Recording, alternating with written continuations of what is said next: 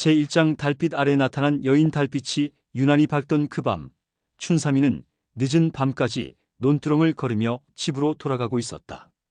술 기운이 도는 몸을 이끌고 비틀거리며 걷던 중 앞쪽 버드나무 아래 하얀 옷을 입은 여인이 홀로 서 있는 것을 보았다.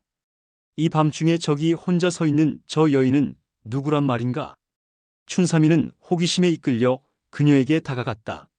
가까이 갈수록 여인의 모습은 더욱 아름다워 보였다. 달빛을 받은 그녀의 얼굴은 마치 선녀가 지상에 내려온 듯 고왔다. 어찌하여 이 밤중에 혼자 계시오? 여인이 고개를 들어 춘삼이를 바라보았다. 그 눈빛이 너무나 깊고 신비로워 춘삼이는 한 번에 넋을 잃어버렸다. 길을 잃고 헤매고 있었습니다. 여인의 목소리는 은은하면서도 마음을 끄는 묘한 매력이 있었다. 그럼 저희 집에 가서 하룻밤 쉬어 가시오. 혼자 밤길을 다니시기엔 너무 위험합니다. 춘삼이는 자신도 모르게 그런 제안을 하고 있었다. 여인은 잠시 망설이다가 고개를 끄덕였다. 집으로 돌아온 춘삼이는 여인에게 따뜻한 차와 음식을 대접했다.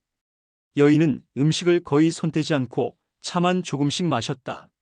성함이 어찌 되시오? 월화라고 합니다. 참 아름다운 이름이군요. 어디서 오셨소? 먼 곳에서 왔습니다.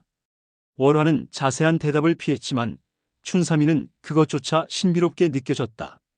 밤이 깊어가자 춘삼이는 월화에게 안방을 내어주고 자신은 사랑방에서 잠을 청했다. 그런데 잠이 쉽게 오지 않았다.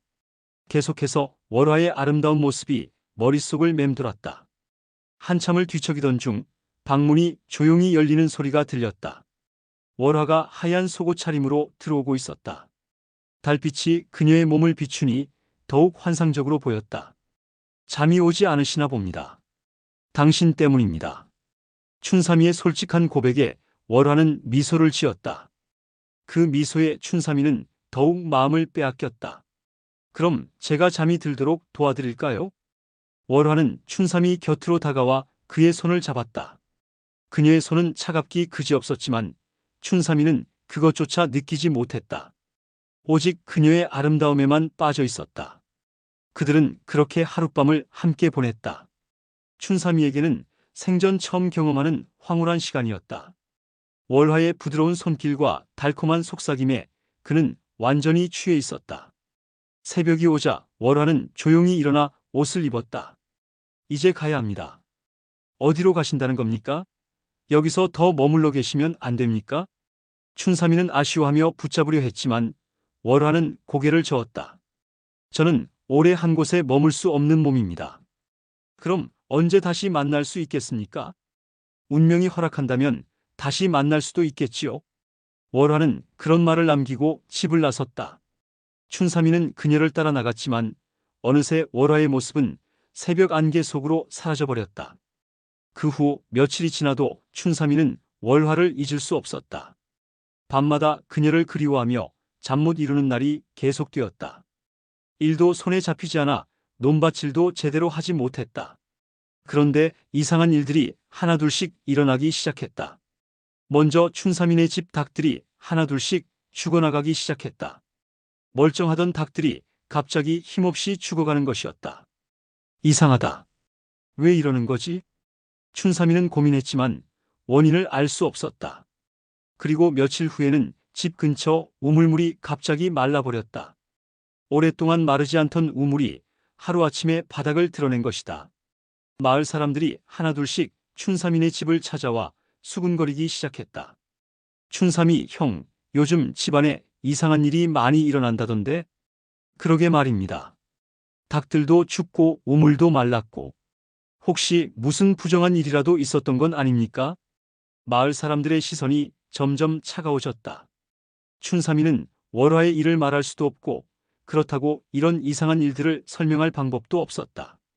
그러던 어느 날 마을의 점쟁이 할머니가 춘삼이를 찾아왔다. 춘피야, 너 며칠 전 밤에 이상한 여자를 만나지 않았느냐? 춘삼이는 깜짝 놀랐다. 어떻게 그것을 알았을까? 할머니, 그걸 어떻게? 내가 꿈에서 보았다. 하얀 옷을 입은 여자가 내 집에서 나오는 것을 보았는데 그 여자 주변에 검은 기운이 감돌고 있더구나. 점쟁이 할머니의 말에 춘삼이는 온몸에 소름이 돋았다. 그 여자는 사람이 아니다. 구미호나 도깨비 같은 것일 거야. 내가 그것과 관계를 맺었기 때문에 집안에 애군이 들어온 것이다. 그럼 어떻게 해야 합니까? 빨리 구슬해서 그 부정한 기운을 걷어내야 한다. 그렇지 않으면 너뿐만 아니라 온 마을이 재앙을 당할지도 모른다. 할머니의 말에 춘삼이는 공포에 떨었다. 그제서야 월화의 차가운 손과 신비로운 분위기가 새삼 무섭게 느껴졌다. 그날 밤부터 마을에는 더욱 이상한 일들이 일어났다. 여기저기서 소와 말들이 갑자기 쓰러져 죽는 일이 벌어졌다. 농작물들도 하룻밤 사이에 시들어버렸다. 마을 사람들은 모두 춘삼이 때문이라며 그를 원망했다. 춘삼이 때문에 우리가 이런 고생을 당하는 거 아니야? 빨리 그 집에서 굿이라도 해야겠어. 분노한 마을 사람들이 춘삼이의 집으로 몰려왔다. 춘삼이는 어찌할 바를 몰랐다. 정말 미안합니다. 제가 잘못했습니다. 춘삼이는 마을 사람들 앞에서 무릎을 꿇고 사과했다. 그리고 즉시 큰 굿을 하기로 약속했다. 며칠 후 마을에 큰 무당을 불러 성대한 굿판이 벌어졌다. 무당은 온갖 부적을 붙이고 큰 소리로 춤을 추며 액귀를 쫓는 의식을 행했다. 악귀야, 물러가라. 이 마을에서 썩 나가라. 무당의 외침이 온 마을에 울려 퍼졌다. 굿이 한창일 때 갑자기 하늘에서 벼락이 치고 비바람이 몰아쳤다. 저것 봐라. 악귀가 화를 내고 있다. 사람들은 더욱 무서워했지만 무당은 더욱 큰 소리로 액귀를 쫓아냈다. 밤새도록 계속된 굿이 끝나자 신기하게도 마을에 이상한 현상들이 멈추었다. 우물에서 다시 물이 나오기 시작했고 시들었던 농작물들도 조금씩 생기를 되찾았다. 마을 사람들은 안도의 한숨을 쉬었다. 그러나 춘삼이만은 여전히 마음이 편치 않았다. 월화에 대한 그리움과 두려움이 뒤섞여 괴로웠다. 그녀가 정말 요물이었을까? 아니면 그냥 불운의 우연이었을까? 한 달여가 지나고 마을에는 다시 평화가 찾아왔다. 사람들도 춘삼이를 예전처럼 대하기 시작했다. 춘삼이도 차차 일상을 되찾아갔다. 그런데 어느 날 밤 춘삼이는 꿈에서 다시 월화를 만났다. 꿈속의 월화는 예전보다 더욱 아름다웠지만 어딘지 슬픈 표정을 짓고 있었다. 왜 나를 쫓아냈습니까? 월화가 원망스러운 목소리로 물었다. 당신이 요물이라고 해서 저는 그냥 외로운 여인이었을 뿐입니다. 당신과 함께한 그 밤이 저에게는 유일한 행복이었는데. 월화의 눈에서 눈물이 흘러내렸다. 춘삼이는 마음이 아팠다. 그럼 그 모든 재앙은 저와는 상관없는 일이었습니다. 그저 때가 때여서 일어난 불운한 일들이었을 뿐이에요. 꿈에서 깨어난 춘삼이는 깊은 후회에 빠졌다. 혹시 월화를 잘못 의심한 것은 아닐까? 그녀의 슬픈 눈빛이 계속 머릿속을 떠나지 않았다. 그 후로도 춘삼이는 가끔 월화의 꿈을 꾸었다.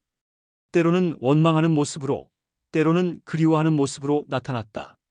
춘삼이는 그녀에 대한 미안함과 그리움을 평생 간직하며 살아야 했다. 세월이 흐르고 춘삼이가 늙어서까지도 마을 사람들은 그때의 일을 기억하며 이야기했다. 그때 춘삼이가 만난 여자가 정말 요물이었을까? 아무도 모르지. 하지만 그 후로 이상한 일은 다시 일어나지 않았으니까. 진실이 무엇이었든 그 달빛 아래의 만남은 춘삼이와 마을 사람들의 마음속에 오랫동안 잊히지 않는 신비로운 기억으로 남았다. 제2장 밤마다 울리는 대나무 숲. 마을 뒤편에는 음산한 대나무 숲이 있었다. 낮에도 햇빛이 제대로 들지 않아 늘 어둑어둑했고 밤이 되면 그곳에서는 섬뜩한 울음소리가 들려왔다. 으흐흐흐, 으아. 처음 들으면 바람소리 같기도 하고 자세히 들으면 누군가 목 놓아 우는 소리 같기도 했다. 마을 사람들은 모두 그 숲을 두려워했다. 절대 해지고 나서는 그 숲 근처에 가지 마라. 거기엔 죽은 자들의 혼이 깃들어 있다. 어른들은 아이들에게 그렇게 경고했다. 그러나 혈기왕성한 젊은이들은 때때로 그런 경고를 무시하곤 했다. 그해 가을 마을의 젊은 나무꾼 석쇠가 그 숲의 비밀을 파헤치기로 결심했다. 마을 처녀들 앞에서 자신의 용기를 과시하고 싶었던 것이다. 나는 무서운 게 없다. 그 울음소리의 정체를 밝혀내겠다. 석쇠는 큰 소리쳤지만 막상 해가 지고 어둠이 내리자 발걸음이 무겁기만 했다. 손에는 등불을 들고 허리에는 날카로운 도끼를 찼다. 대나무 숲 입구에 도착했을 때는 이미 밤이 깊어 있었다. 기이. 바람에 대나무들이 부딪히며 내는 소리조차 으스스했다. 석쇠는 용기를 내어 숲속으로 발을 들여놓았다. 한 걸음, 두 걸음 들어갈 때마다 등골이 오싹해졌다. 등불의 작은 불빛만이 유일한 위안이었다. 그때였다. 으흐흐흐. 으아.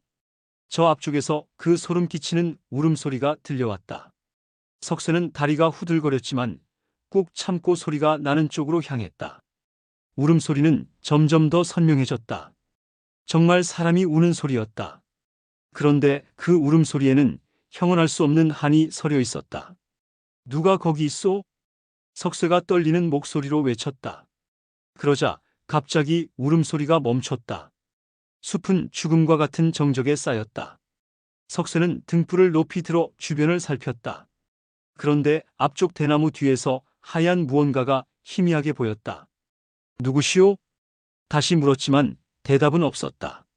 석쇠는 조심스럽게 그쪽으로 다가갔다. 가까이 갈수록 그것의 정체가 드러났다. 하얀 옷을 입은 여자가 대나무에 기대어 서 있었다. 긴 머리카락이 얼굴을 가리고 있어 얼굴은 보이지 않았다. 아가씨, 괜찮으시오? 석쇠가 말을 걸었지만 여자는 반응이 없었다. 혹시 죽은 것은 아닌지 걱정이 되어 더 가까이 다가갔다. 그 순간 여자가 천천히 고개를 들었다. 석쇠는 그 모습을 보고 기겁했다. 얼굴이 없었던 것이다. 눈도 코도 입도 없이 매끄러운 살덩어리만 있었다. 으악! 석쇠는 비명을 지르며 뒤로 물러났다. 그런데 그 여자가 갑자기 입을 벌렸다. 얼굴에 구멍이 뚫리며 시커먼 입이 나타났고 그 속에서 끔찍한 소리가 흘러나왔다. 내 얼굴을 찾아줘. 목소리는 마치 땅속 깊은 곳에서 울려나오는 듯 했다. 석쇠는 혼비백산하여 도망치려 했지만 발이 땅에 붙은 듯 움직여지지 않았다. 여자는 천천히 석쇠에게 다가왔다. 걸음걸이가 부자연스러웠다. 마치 허공에 떠서 미끄러져 오는 것 같았다. 내 얼굴을 찾아줘.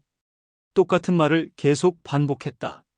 석쇠는 온몸에 식은땀이 흘렀다. 무슨 얼굴을 말씀하시는 겁니까? 떨리는 목소리로 물었다. 그러자 여자가 갑자기 멈춰섰다. 30년 전, 이 숲에서 죽었어. 누군가 내 얼굴을 벗겨갔어. 여자의 말에 석쇠는 온몸이 얼어붙었다. 30년 전이라면 아버지 세대 이야기였다.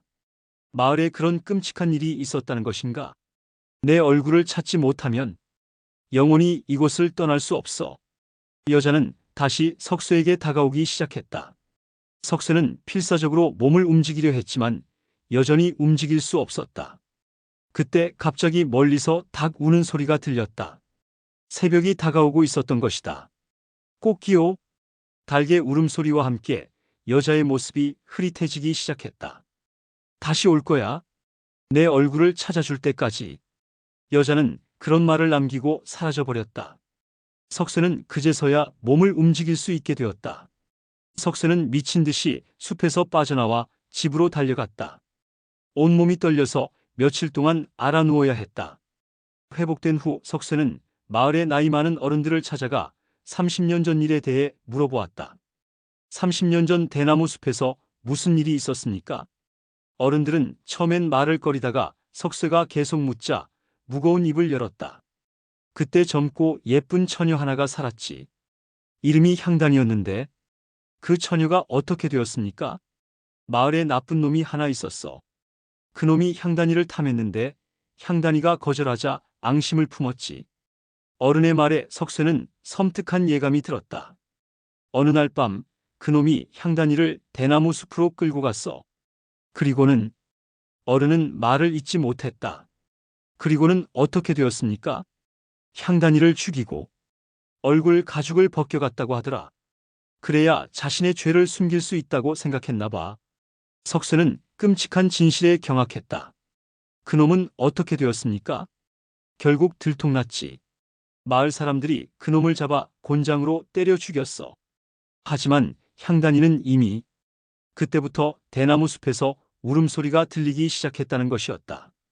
석쇠는 그 이야기를 듣고 며칠 동안 고민했다. 향단이의 얼굴을 찾아줘야 하는 것일까? 하지만 30년이나 지난 지금 어떻게 찾을 수 있단 말인가? 그러던 어느 날 석쇠는 마을의 오래된 토굴에서 이상한 것을 발견했다. 항아리 하나가 땅에 묻혀 있었는데 그 안에 무언가 들어 있었다. 조심스럽게 열어보니 오래된 가죽 조각이 들어 있었다. 석쇠는 온몸에 소름이 돋았다. 이것이 바로 향단이의 얼굴 가죽이 아닐까. 그날 밤 석쇠는 다시 대나무 숲을 찾았다. 이번에는 그 가죽 조각을 가지고 갔다. 예상대로 향단이의 혼이 나타났다. 내 얼굴 찾았니? 석쇠는 떨리는 손으로 가죽 조각을 내밀었다. 향단이의 혼이 그것을 받아들자 갑자기 밝은 빛이 숲을 비췄다. 가죽 조각이 향단이의 얼굴에 붙자 그녀의 모습이 완전해졌다. 생전의 아름다운 모습이었다. 고마워. 이제야 편히 떠날 수 있겠어. 향단이는 석쇠에게 감사의 인사를 하고 빛 속으로 사라져갔다. 그 후로 대나무 숲에서는 더 이상 울음소리가 들리지 않았다. 마을 사람들도 안심하고 그 근처를 다닐 수 있게 되었다. 하지만 가끔 바람이 세게 부는 밤이면 대나무들이 부딪히며 내는 소리가 마치 향단이가 마지막 인사를 하는 것처럼 들렸다. 석쇠는 그때의 일을 평생 잊을 수 없었다. 죽어서도 편히 쉬지 못하는 원혼의 한이 얼마나 깊은지 뼈저리게 느꼈던 것이다. 세월이 흘러 석쇠가 늙었을 때 젊은이들이 찾아와 그때 일을 물어보곤 했다. 정말 귀신을 보셨습니까? 정말 무서웠습니까? 석쇠는 항상 같은 대답을 했다. 이 세상에서 가장 무서운 건 귀신이 아니라 사람이다. 악한 마음을 품은 사람이 저지르는 일이 진짜 무서운 거지. 그리고 덧붙였다. 하지만 죽어서도 풀리지 않는 한을 가진 영혼은 정말 무섭다. 절대 남에게 그런 한을 품게 해서는 안 된다. 마을 사람들은 석쇠의 말을 새겨들었다. 그리고 대나무 숲의 이야기를 후손들에게 전해주며 악한 마음을 품지 말라고 가르쳤다. 지금도 그 대나무 숲은 마을 뒤편에 서 있다. 낮에는 평온해 보이지만 가끔 바람이 불면 대나무들이 속삭이는 듯한 소리를 낸다. 마치 향단이가 다시는 이런 일이 일어나지 않기를 바란다고 말하는 것처럼. 제3장 마을을 삼킨 안개. 그의 늦가을 산골 마을에 이상한 안개가 끼기 시작했다. 보통의 안개와는 달랐다. 색깔부터가 묘했다. 하얗지도 회색도 아닌 마치 죽은 사람의 얼굴 같은 누런 빛이 돌았다. 안개는 새벽에 산에서 내려와 마을 전체를 감쌌다. 그런데 해가 높이 떠도 좀처럼 거치지 않았다. 마을 사람들은 처음엔 별일 아니라고 생각했다. 올해 날씨가 이상하네. 안개가 참 짙구나. 그런 정도로만 여겼다. 하지만 며칠이 지나도 안개는 거치지 않았고 점점 더 짙어져만 갔다. 그러던 어느 날 새벽 마을의 젊은 농부 덕쇠가 일찍 일어나 논으로 향했다. 안개 때문에 앞이 잘 보이지 않았지만 일은 해야 했다. 덕쇠는 늘 다니던 길을 따라 걷고 있었다. 그런데 이상했다. 분명히 똑바로 걷고 있는데 길이 끝나지 않았다. 평소 같으면 벌써 논에 도착했을 시간이었다. 어라? 길을 잘못 들었나? 덕쇠는 멈춰서서 주변을 둘러보려 했지만 안개가 너무 짙어 손바닥 하나도 제대로 보이지 않았다. 아무래도 돌아가야겠구나. 덕쇠는 뒤돌아서서 왔던 길을 되돌아가려 했다. 그런데 이상하게도 집이 나타나지 않았다. 분명히 왔던 길인데 아무것도 보이지 않았다. 이게 무슨 일이지? 덕쇠는 점점 불안해졌다. 안개 속에서 길을 잃은 것 같았다. 아무리 걸어도 마을이 나타나지 않았다. 그때 안개 속에서 누군가의 목소리가 들렸다. 덕쇠야? 덕쇠야? 분명히 자신을 부르는 소리였다. 덕쇠는 기뻐하며 소리가 나는 쪽으로 달려갔다. 여기 있습니다. 여기요. 하지만 아무리 달려도 목소리의 주인을 찾을 수 없었다. 목소리는 계속 들렸지만 점점 더 멀어지는 것 같았다. 덕수야, 이리 와. 이번엔 다른 방향에서 들렸다. 덕수는 또다시 그쪽으로 향했다. 하지만 역시 아무도 없었다. 시간이 흘러도 안개는 걷히지 않았고 덕수는 계속 헤맸다. 배는 고프고 목은 말랐지만 어디가 어딘지 알 수 없었다. 그런데 갑자기 앞에 낡은 집 하나가 나타났다. 덕수는 반가워하며 그 집으로 달려갔다. 여기 사람 있습니까? 문을 두드렸지만 대답이 없었다. 문은 열려 있어서 덕수는 조심스럽게 안으로 들어갔다. 집 안은 이상하게 차갑고 음산했다. 먼지가 잔뜩 쌓여 있어 오랫동안 사람이 살지 않은 것 같았다. 그런데 방 한쪽에 낡은 거울이 하나 있었다. 덕수는 그 거울을 통해 자신의 모습을 보려 했다. 그 순간 덕수는 소스라치게 놀랐다. 거울 속에 비친 자신의 모습이 이상했다. 얼굴이 창백했고 눈동자가 하얗게 뒤집혀 있었다. 아! 덕수는 비명을 지르며 거울에서 떨어졌다. 그리고 다시 거울을 보았지만 이번엔 평소 모습 그대로였다. 착각이었나? 덕수는 안도하며 집에서 나왔다. 그런데 밖에 나오니 안개가 더욱 짙어져 있었다. 이제는 정말 아무것도 보이지 않았다. 덕수가 사라진 지 하루가 지나도록 집에 돌아오지 않자 마을 사람들이 걱정하기 시작했다. 덕수가 어디 갔을까? 이 안개 때문에 길을 잃었나? 마을 사람들은 덕수를 찾기 위해 안개 속으로 들어갔다. 하지만 안개가 너무 짙어 제대로 찾을 수 없었다. 그런데 이상한 일이 계속 일어났다. 덕수를 찾으러 간 사람들 중에서도 돌아오지 않는 사람들이 생겨났다. 먼저 마을의 젊은 총각 철수가 사라졌다. 그 다음에는 안악내 옥분이가 사라졌다. 하루가 다르게 마을 사람들이 안개 속으로 사라져갔다. 남은 사람들은 점점 공포에 떨기 시작했다.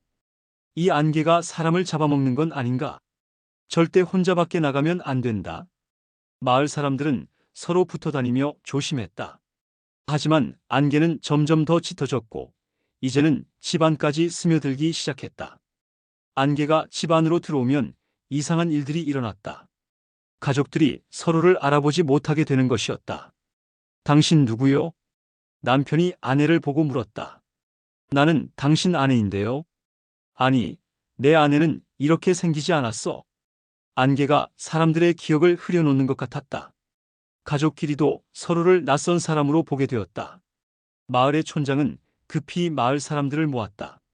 이 안개는 보통 안개가 아니다. 분명히 무언가 사악한 기운이 있다. 그럼 어떻게 해야 합니까? 일단 모두 한 곳에 모여 있자. 절대 혼자 다니지 말고. 사람들은 촌장의 말에 따라 마을 회관에 모였다. 하지만 안개는 그곳까지 따라왔다. 안개가 회관 안으로 들어오자 사람들은 서로를 알아보지 못하기 시작했다. 저 사람 누구지? 우리 마을 사람 맞아? 혼란이 일어났다.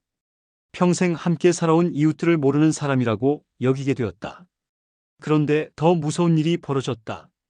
안개 속에서 사라진 사람들이 하나둘씩 돌아오기 시작한 것이었다.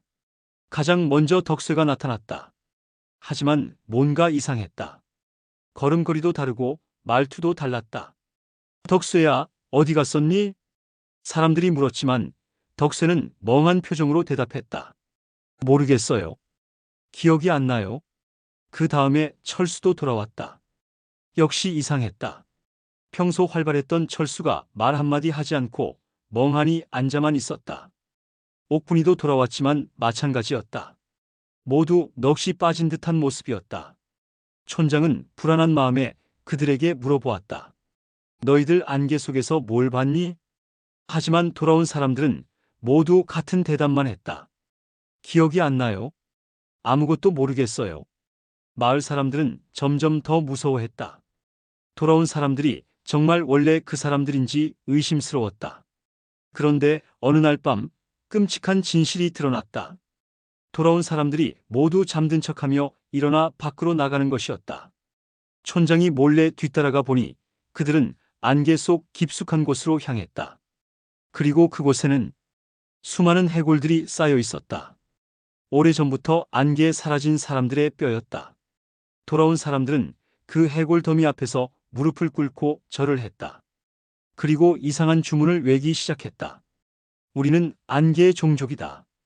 우리는 산자가 아니다. 촌장은 경악했다. 돌아온 것은 진짜 마을 사람들이 아니었다. 안개 속에 무언가가 그들의 모습을 빌려온 것이었다. 촌장은 급히 마을로 돌아가 남은 사람들에게 알렸다.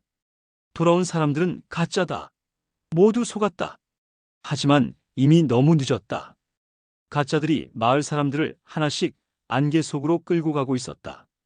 안 돼. 놓아줘. 사람들은 비명을 질렀지만 소용없었다.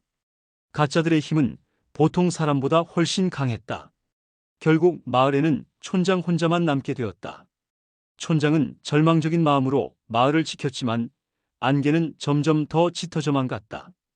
그러던 어느 날 멀리서 스님 한 분이 지나가다가 마을을 발견했다. 이 마을은 왜 이렇게 조용하지? 스님이 마을로 들어오자 촌장이 눈물을 흘리며 달려왔다. 스님, 살려주세요. 우리 마을이 안개에 잡아먹혔습니다.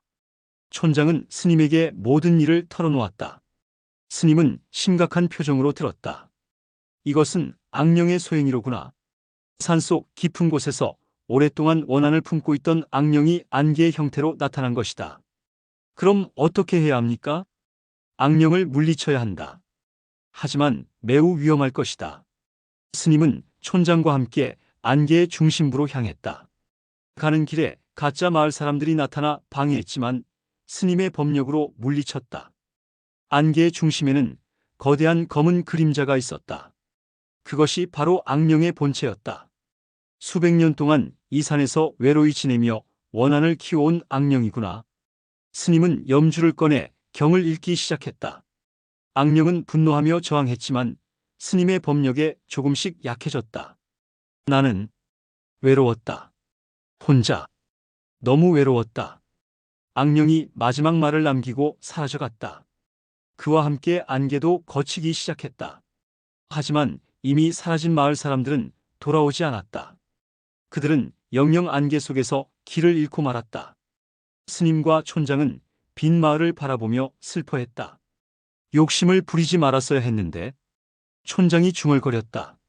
사실 이 마을 사람들은 예전에 산에서 보물을 찾다가 악령의 잠자리를 건드린 적이 있었다. 그때 악령이 경고했지만 사람들은 무시했다. 결국 그 대가를 혹독히 치르게 된 것이다. 지금도 그 마을 자리에는 아무도 살지 않는다.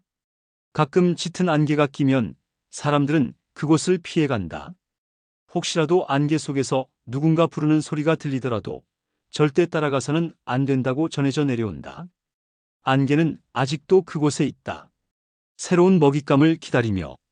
제4장 선앙당의 비밀마을 어귀 큰 느티나무 아래에는 오래된 선앙당이 있었다. 수백 년 동안 그 자리를 지켜온 신성한 곳이었다. 마을 사람들은 매달 보름마다 선앙당에 제물을 바치며 마을의 안녕을 빌었다. 선앙당의 규칙은 엄격했다. 제물은 반드시 떠놓은 지 사흘밤이 지나야 치울 수 있었다. 그 전에 손을 대면 큰 화가 닥친다고 했다. 절대 제물에 손 떼지 마라. 선앙님의 분노를 사게 될 것이다. 어른들은 아이들에게 그렇게 가르쳤다. 마을 사람들은 모두 그 규칙을 철저히 지켰다. 그런데 그해 가을, 마을에 큰 흉년이 들었다. 비가 오지 않아 농작물이 모두 말랐고 사람들은 굶주리기 시작했다. 특히 마을 끝에 사는 과부 점순이네는 상황이 더욱 심각했다. 어린 아들 서기와 딸 순이를 데리고 살았는데 먹을 것이 떨어져 갔다. 어머니, 배고파요? 아이들이 울먹이며 말했다. 점순이는 가슴이 찢어질 듯 아팠지만 줄 것이 없었다. 조금만 참아라. 어머니가 뭔가 구해올게. 점순이는 산에 가서 나무를 캐고 도토리를 주워왔지만 그것만으로는 부족했다. 아이들은 점점 야위어갔다. 그러던 어느 날 밤 점순이는 선앙당 앞을 지나게 되었다. 보름달이 밝아 선앙당이 또렷하게 보였다. 제단 위에는 흰쌀밥과 돼지고기, 과일들이 정성스럽게 놓여 있었다. 점순이의 배에서 꼬르륵 소리가 났다. 언제 제대로 된 밥을 먹어본 게 언제인지 기억도 나지 않았다. 아이들이 굶고 있는데 선왕님도 이해하시겠지? 점순이는 망설였다. 하지만 집에서 기다리는 아이들 생각에 마음이 약해졌다.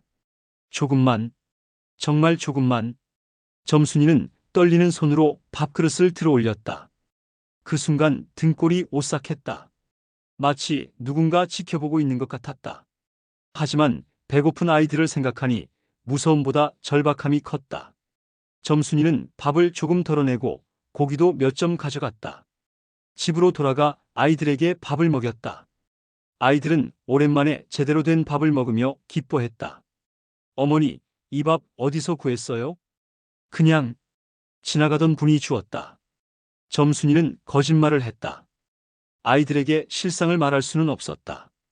그날 밤 점순이는 잠을 이룰 수 없었다. 죄책감과 불안감이 밀려왔다. 선왕님, 죄송합니다. 아이들이 너무 굶어서. 점순이는 혼자 중얼거렸다. 하지만 이상하게도 아무 일도 일어나지 않았다. 며칠이 지났다. 여전히 아무 일이 없었다. 점순이는 조금 안심했다. 선왕님도 어려운 사정을 이해해 주신 것 같았다. 하지만 그것은 착각이었다.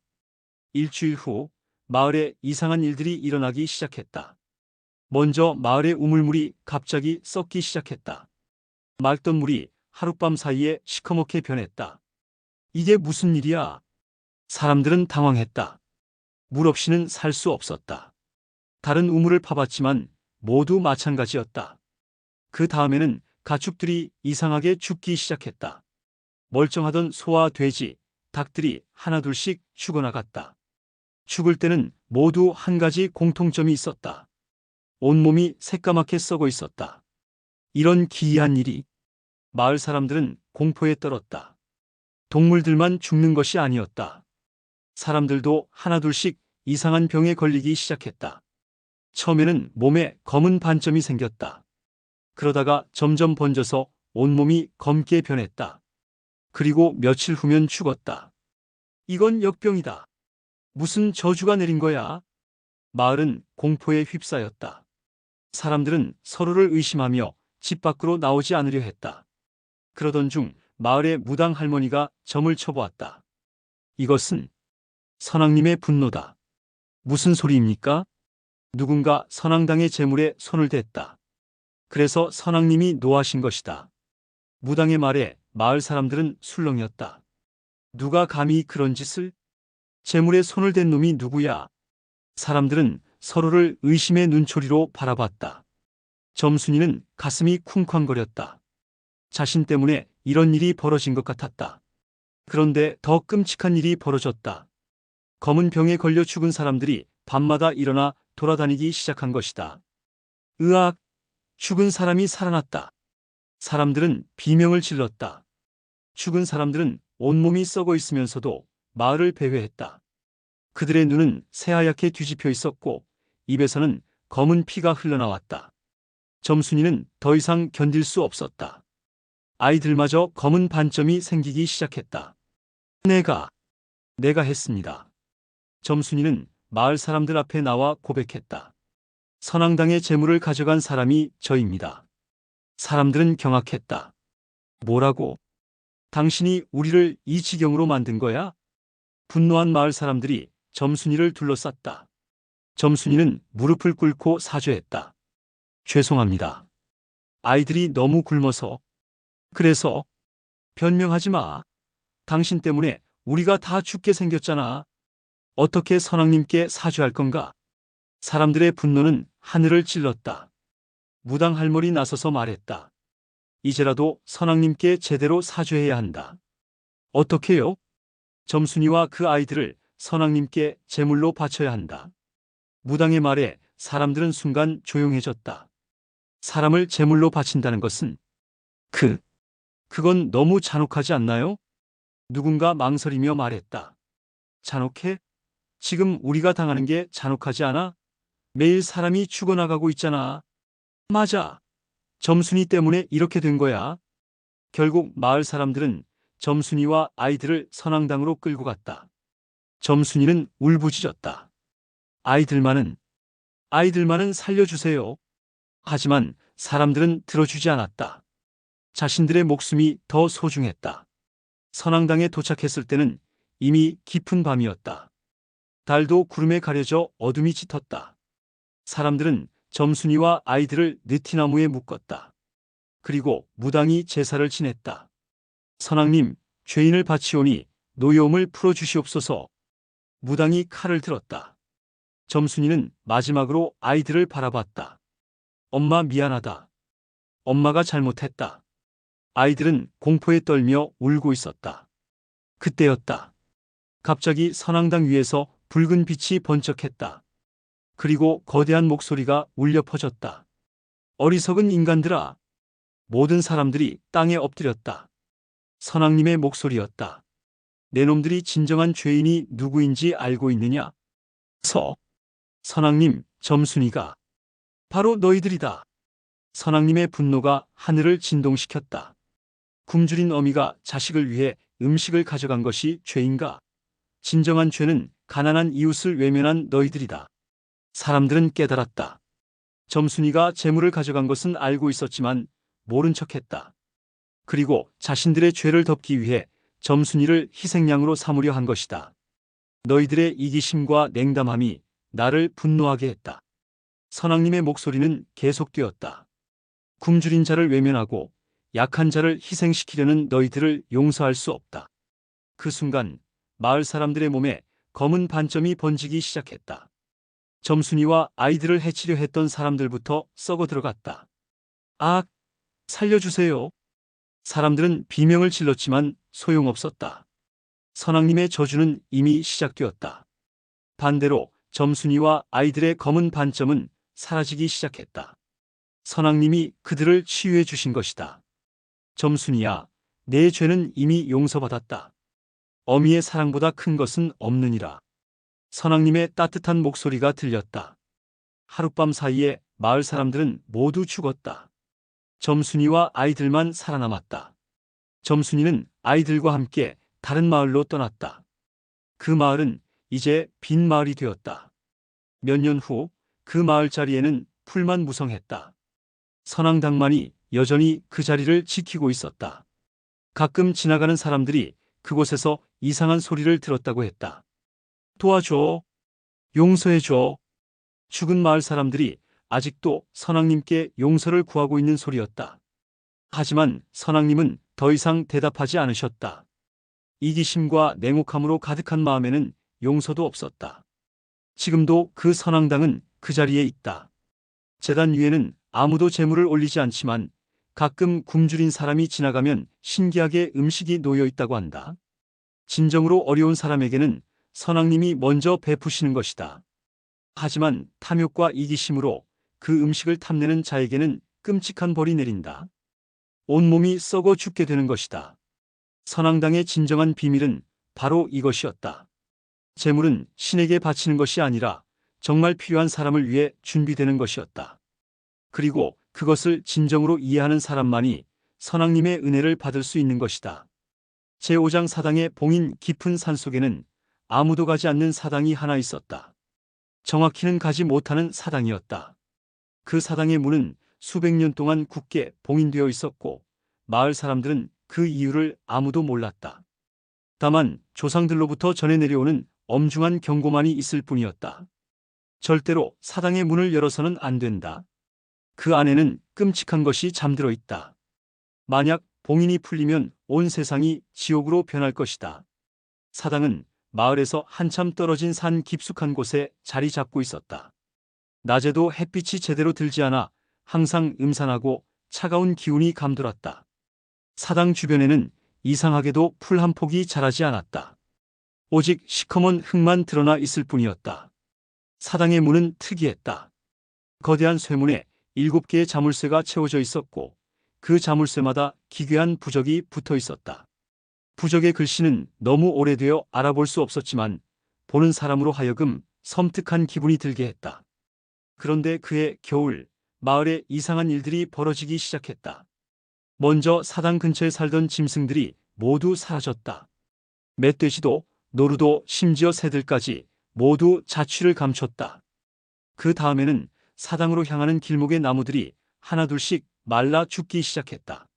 마을 사람들은 불안해했지만 그래도 사당에 직접 가보려는 사람은 없었다. 조상들의 경고가 너무 무서웠기 때문이다. 하지만 젊은 학자 한 명이 마을에 찾아왔다. 이름은 정학이라고 했는데 고려 중기의 유명한 학자였다. 그는 각지의 오래된 사당과 절터를 조사하여 역사를 연구하고 있었다. 그 사당에 대해 자세히 알고 싶습니다. 정학이 마을 촌장에게 말했다. 아닙니다. 그곳은 절대 가시면 안 됩니다. 촌장이 만류했지만 정학은 포기하지 않았다. 미신에 불과합니다. 저는 학자입니다. 사실에 근거해서 조사를 해야 합니다. 정말로 위험합니다. 우리 조상들이 그냥 그런 말씀을 하신 게 아닙니다. 하지만 정학은 오히려 더욱 호기심을 보였다. 학자로서 그런 미스터리를 그냥 지나칠 수 없었던 것이다. 결국 정학은 혼자 사당을 찾아갔다. 마을 사람들은 모두 말렸지만 그의 고집을 꺾을 수는 없었다. 만약 사흘이 지나도 돌아오지 않으면 저를 찾으러 오지 마십시오. 정학은 그런 말을 남기고 산으로 향했다. 마을 사람들은 불안한 마음으로 그를 배웅했다. 정학이 사당에 도착한 것은 해질 무렵이었다. 예상했던 대로 음산하고 으스스한 곳이었다. 사당은 생각보다 컸다. 높이가 사람 키의 2배는 되었고 폭도 상당했다. 가장 눈에 띄는 것은 역시 그 거대한 문이었다. 7개의 자물쇠가 복잡하게 얽혀 있었고 부적들이 바람에 펄럭였다. 정학은 자세히 살펴보려고 다가갔다. 그런데 가까이 가자 이상한 기분이 들었다. 마치 누군가 지켜보고 있는 듯한 느낌이었다. 뒤를 돌아봤지만 아무도 없었다. 기분 탓이겠지. 정학은 자신을 다독이며 문을 자세히 관찰했다. 자물쇠들은 아주 오래된 것들이었지만 신기하게도 녹이 슬지 않았다. 그리고 자물쇠마다 다른 모양의 열쇠 구멍이 있었다. 부적의 글씨를 해독하려고 노력했지만 너무 오래되어 알아보기 어려웠다. 다만 봉인, 금지, 위험 같은 글자들을 간신히 알아볼 수 있었다. 해가 지고 어둠이 내리자 정학은 사당 근처에서 하룻밤을 보내기로 했다. 작은 불을 피우고 준비해온 음식을 먹었다. 그런데 밤이 깊어가자 이상한 일들이 벌어지기 시작했다. 먼저 바람 소리가 이상했다. 마치 누군가 신음하는 것 같았다. 으흐. 아. 처음에는 바람 소리라고 생각했지만 점점 사람 목소리 같았다. 정학은 긴장했다. 그 다음에는 사당 안에서 무언가 움직이는 소리가 들렸다. 쿵쿵거리는 발소리와 긁어대는 소리가 났다. 기, 기. 마치 무언가 문을 열려고 안에서 긁어대는 소리였다. 정학은 소름이 돋았다. 누군가 안에 갇혀 있는 건가? 하지만 그럴 리 없었다. 수백 년 동안 봉인된 곳이었으니까. 밤새도록 이상한 소리는 계속되었다. 정학은 잠을 이룰 수 없었다. 새벽이 되어서야 소리가 멈췄다. 다음 날 정학은 더 자세히 사당을 조사했다. 사당 뒤편으로 돌아가 보니 또 다른 문이 있었다. 이 문도 역시 봉인되어 있었지만 앞문보다는 단순했다. 자물쇠가 하나뿐이었다. 정학은 그 자물쇠를 자세히 살펴봤다. 열쇠 구멍이 십자가 모양이었다. 그런데 신기하게도 그 모양이 자신이 가지고 다니는 십자가 펜던트와 똑같았다. 설마. 정학은 펜던트를 빼서 자물쇠에 맞춰봤다. 딱 맞았다. 마치 이 열쇠를 위해 만들어진 것 같았다. 정학은 망설였다. 열어봐야 하는 건가? 하지만 마을 사람들의 경고가 생각났다. 그런데 그때 안에서 또 소리가 들렸다. 도와줘. 살려줘. 분명히 사람 목소리였다. 누군가 안에 갇혀서 도움을 청하고 있었다. 누구세요? 거기 누가 있나요? 정학이 소리쳤다. 나를 꺼내줘. 수백 년 동안 여기 갇혀 있었어. 목소리는 약하고 절망적이었다. 정학은 더 이상 망설일 수 없었다.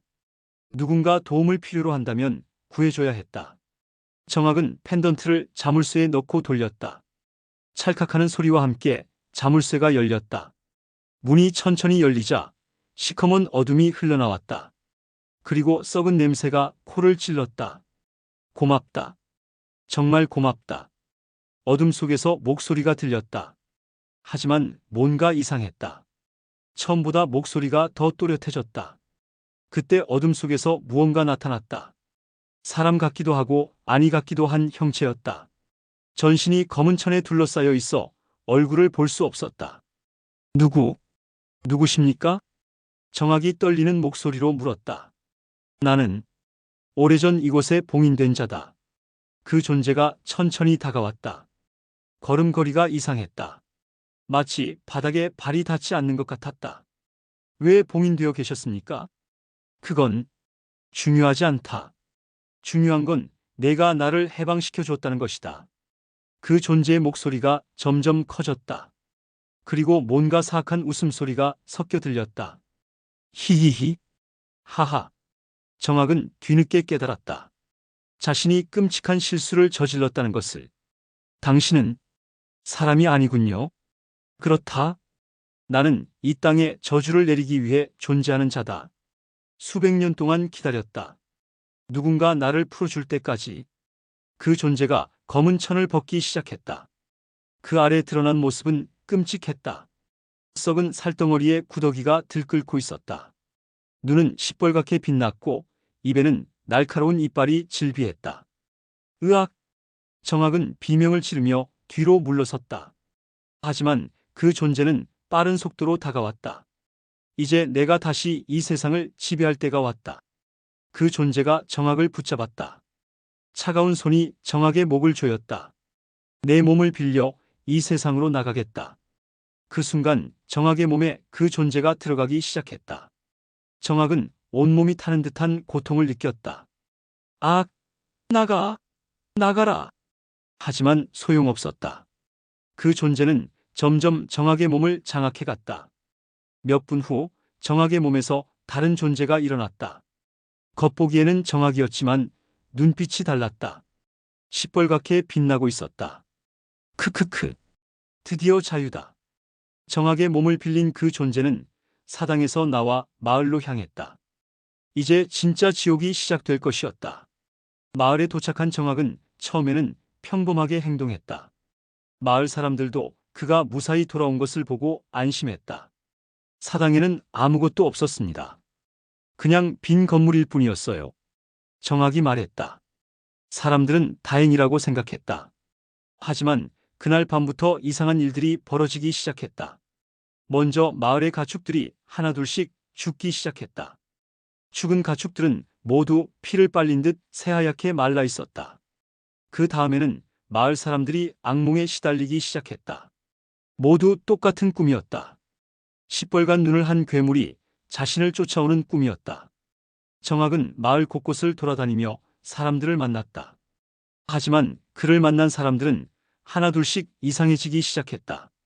갑자기 성격이 포악해지거나 이유 없이 화를 내거나 밤마다 횡설수설하기 시작했다. 마을의 무당 할머니가 가장 먼저 눈치챘다. 저 사람, 뭔가 이상하다. 할머니는 정학을 자세히 관찰했다. 겉보기에는 평범했지만 그림자가 없었다. 그리고 거울에 비치지도 않았다. 저것은 사람이 아니다. 할머니가 마을 사람들에게 경고했다. 하지만 이미 많은 사람들이 정학의 영향을 받은 후였다. 마을은 점점 지옥으로 변해갔다. 사람들은 서로를 의심하고 증오했다. 이웃끼리 싸우고 가족끼리 다투었다. 아이들은 울음을 그치지 않았고 어른들은 폭력적으로 변했다.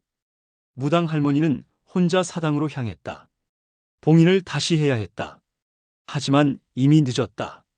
사당의 앞문도 모두 열려 있었고 안에서는 더 많은 악령들이 쏟아져 나오고 있었다. 이미 모든 봉인이 풀렸구나. 할머니는 절망했다. 7개의 봉인이 모두 풀린 것이었다. 이제는 되돌릴 방법이 없었다. 사당 안에서는 수십 개의 시뻘건 눈이 빛나고 있었다. 수백 년 동안 갇혀있던 악령들이 모두 깨어난 것이었다. 크아, 드디어 우리의 시대가 왔다. 이 세상을 지옥으로 만들어주겠다. 악령들의 웃음소리가 하늘을 진동시켰다. 할머니는 마지막 방법을 시도했다. 자신의 목숨을 바쳐 새로운 봉인을 만드는 것이었다. 나의 목숨으로 이들을 다시 봉인한다. 할머니는 붉은 피로 부적을 그려 사당 문에 붙였다. 그러자 악령들이 비명을 지르며 다시 사당 안으로 빨려 들어갔다. 마을에 있던 정학도 갑자기 쓰러졌다. 그의 몸에서 검은 연기가 나와 사당으로 날아갔다. 으흐, 또다시 갇히게 되다니. 악령들의 원망스러운 소리가 들렸지만 이미 새로운 봉인이 완성되었다. 할머니는 마지막 힘을 다해 말했다. 이번 봉인은 영원하다. 절대 열리지 않을 것이다. 그리고 할머니는 숨을 거뒀다. 그녀의 목숨을 바친 봉인은 이전보다 훨씬 강력했다. 정학은 간신히 정신을 차렸다. 악령이 빠져나간 후라 몸이 많이 약해져 있었다. 내가 무슨 짓을 한 거지? 정학은 자신의 실수를 뼈저리게 후회했다. 호기심 때문에 끔찍한 일을 벌인 것이다. 마을 사람들도 점차 정상을 찾았다. 악령의 영향이 사라지자 원래 성격을 되찾았다. 하지만 할머니의 희생은 돌이킬 수 없었다. 정학은 마을을 떠나기 전에 할머니의 무덤에 절했다. 죄송합니다. 제 잘못입니다. 그리고 다시는 함부로 봉인을 건드리지 않겠다고 다짐했다. 지금도 그 사당은 산 깊숙한 곳에 있다. 할머니가 목숨을 바쳐 만든 새로운 봉인 때문에 아무도 가까이 갈 수 없다. 가끔 등산객들이 그곳을 지나다가 이상한 소리를 듣는다고 한다. 언젠가 다시 나갈 것이다. 그때까지 기다리겠다. 악령들이 여전히 기회를 노리고 있는 것이다. 하지만 할머니의 봉인은 강력했다. 쉽게 풀리지 않을 것이다. 그래도 사람들은 조심해야 한다. 호기심만으로 함부로 봉인된 것을 건드려서는 안 된다. 봉인에는 반드시 이유가 있다. 그 이유를 무시하면 끔찍한 대가를 치르게 된다. 사당의 봉인은 아직도 견고하다. 하지만 언제까지일지는 아무도 모른다.